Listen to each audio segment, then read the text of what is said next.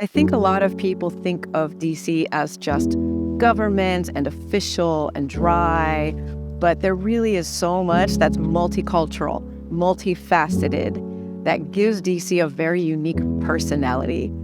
And as someone who's lived here for so long and has grown to love it so much, I want to share that with people.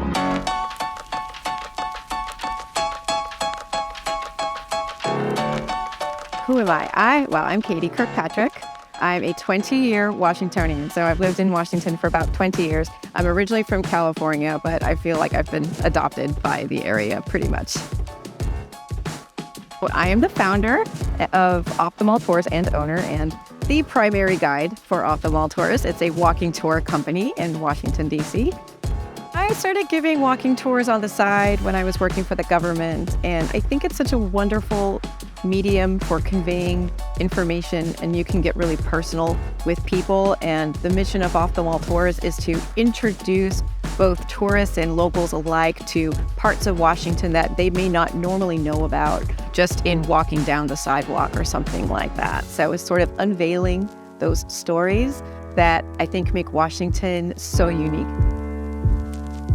As indicated by the name Off the Mall, most people go straight down to the National Mall, which of course refers to the museums and the monuments, and it's this core of touristic sites.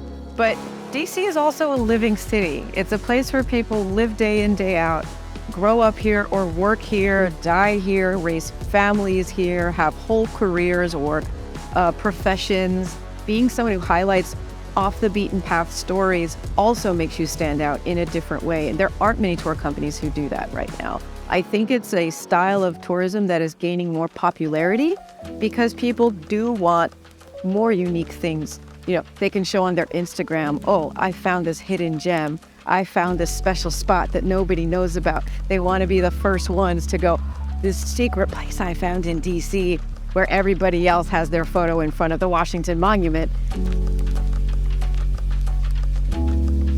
There's a lot of ways where I will find a story that sounds interesting and start investigating it. And sometimes, that's all I find. Other times, an entire idea for a tour opens up in front of me. For example, my historic alleyways tour was actually just based on a suggestion by a friend.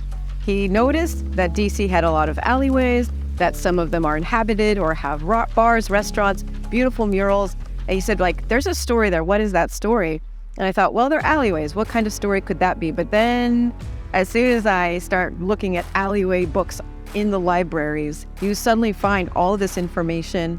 And when you get into the information, it's a story. A story comes out of it.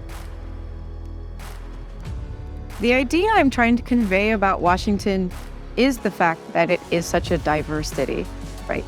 And many of the stories that have been highlighted in relation to it fall in a somewhat narrow demographic. And I'm trying to show that there are many more stories that are concerning many other demographics, whether that be different economic demographics or racial demographics or gender demographics, because they all add to this multifaceted, multicultural, colorful, quilt of what makes DC what it is. This is my Zesty Story.